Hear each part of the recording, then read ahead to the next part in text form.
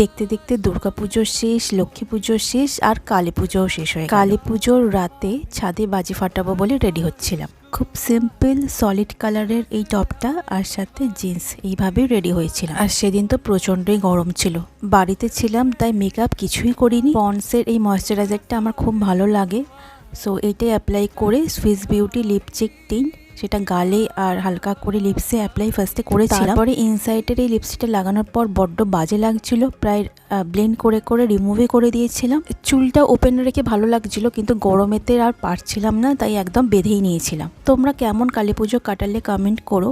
বড় ব্লগও খুব শিগগিরই আসবে। তারপর ছাদে গিয়ে টুকটাক হালকা ফুলকা চরকি, তারপরে ফুলঝুরি, রং মশাল এইসব ফাটালাম।